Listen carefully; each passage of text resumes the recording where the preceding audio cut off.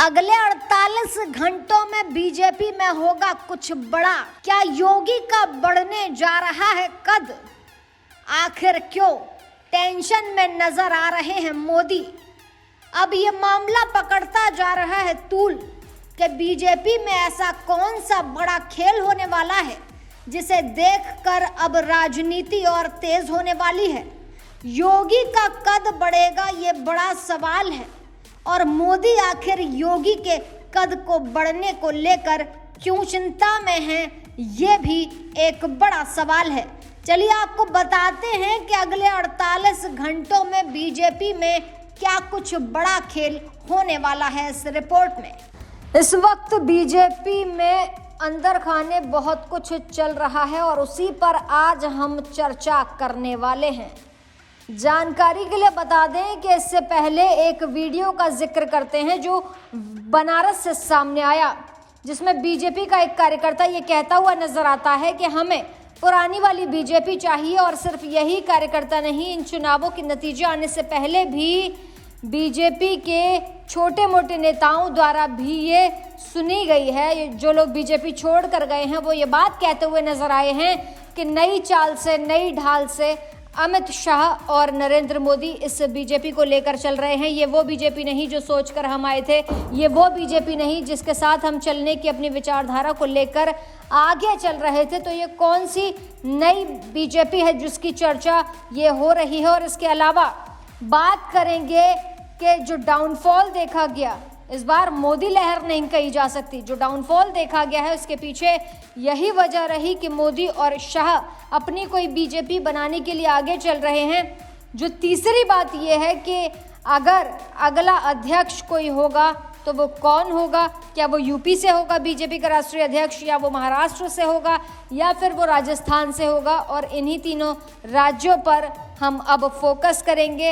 ये एक ट्रेलर है कि इस वीडियो में आप क्या कुछ सुनने वाले हैं।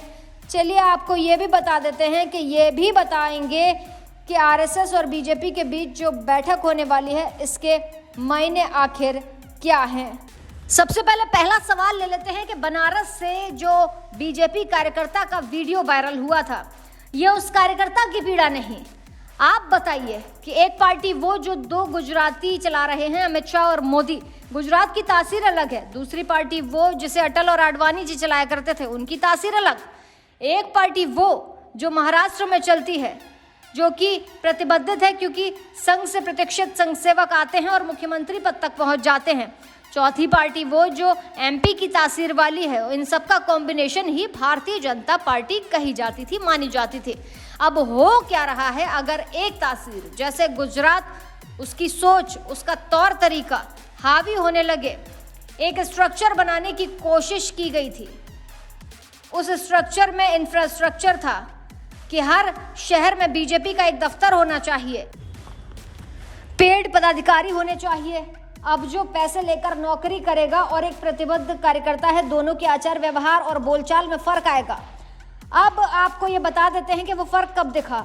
वो फर्क 2024 के लोकसभा चुनाव में ज्यादा दिखा। वो था तो राजस्थान और विधानसभा के चुनाव के दौरान ही था। सफलता के शोर में छोटी मोटी कमजोरियां दब गईं।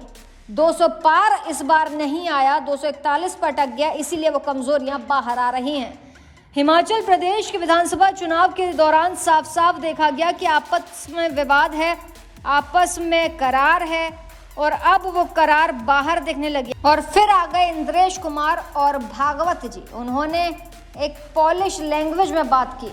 सरसंघ चालक बोलेंगे तो वो अपनी भाषा में उस बात को कहेंगे। सोशल मीडिया पर खूब बातें चल रही हैं। चल रहा है कि जहां अहंकार है वहां भगवान राम नहीं है, और जहां भगवान राम है वहां अहंकार नहीं है।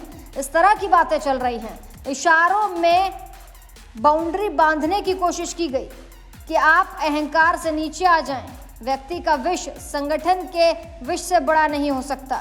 इन्हीं सब का ये रिजल्ट अब दिख रहा है। बता दें कि सबसे बड़ा घटनाक्रम भारतीय जनता पार्टी के अंदर ये होने वाला है कि राष्ट्रपति का चुनाव, इससे बड़ा तो कुछ नहीं होगा।